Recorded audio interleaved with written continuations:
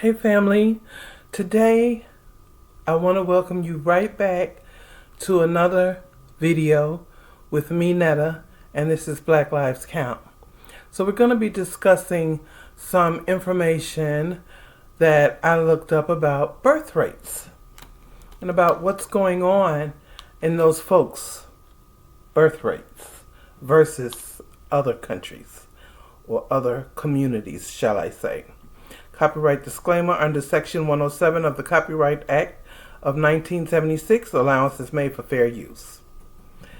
According to the OECD, which is the Organization for Economic Cooperation and Development, the average total fertility rate across countries is 1.5 child per woman in 2022, or it was. In many European countries, fertility is very low. According to the UN World Fertility Report, many countries in Africa and parts of Asia have much higher fertility rates than developed European nations or European countries. The Pew Research Center notes that while birth rates have declined in many major world regions since 1950, Africa remains the region with the highest fertility rate today.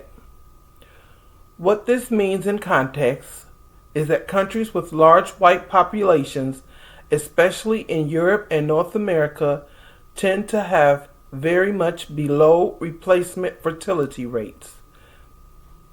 I.e., many of these countries are not having enough babies to replace their population naturally. Non-white majority regions, particularly in sub-Saharan Africa, have much higher fertility rates, which contributes to faster population growth in those regions. So, you have some scientists trying to say, or some people trying to say, well, birth rates are declining in every community. No, they're not. Let me tell you something, family. According to these people, we have been 13% of the population for how many years? For like 30-something years? We have that melanation. So we are producing children, but they will not tell the truth. This is why when certain immigrants come over to America, they classify them as white. It is because they're trying to puff up their numbers. And they're puffing up their numbers for a number of reasons. One is for the funds that they get into those communities because of the larger numbers. Two is not to allow their Caucasian citizens to believe that they are really not the majority. That's why I don't understand why these people keep calling for civil war. They really believe that if they start a civil war, they're going to win. They're outnumbered. They can listen to their scientists or their government all they want. But the truth is in writing. And see, instead of many of them going to read the truth, they would rather listen to the lies. They are not the majority, okay? They've not been the majority since slavery. They brought over so many slaves, enslaved people, and they were, having children at such a high rate, okay, that the slave owners even began to get afraid that the slaves would revolt against them, and they were outnumbered and they wouldn't be able to handle them. So please believe me, family.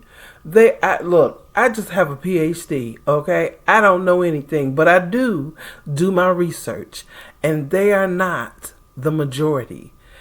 They've never been the majority, okay? They are the minority. And this civil war that they keep wanting to bring up, it would be a tragedy for them.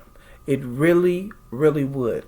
But yeah, Those are the numbers, and all you got to go do is look at the data, and you can find it. In fact, that is what my master's degree was in research. Okay, so all they have to do is to go and research the data, and you will find that they are the minority. All right, family. Let's chop it up in the comments. What say you? You know, you can agree or disagree. It doesn't matter. Or we can agree to disagree. It really doesn't matter. But it's all in the documents. It's all in the data. And that's what is the truth. So let's hear it. Let's hear what you think, okay? And don't believe those people. Peace, love, and blessings, family. Take care. Bye.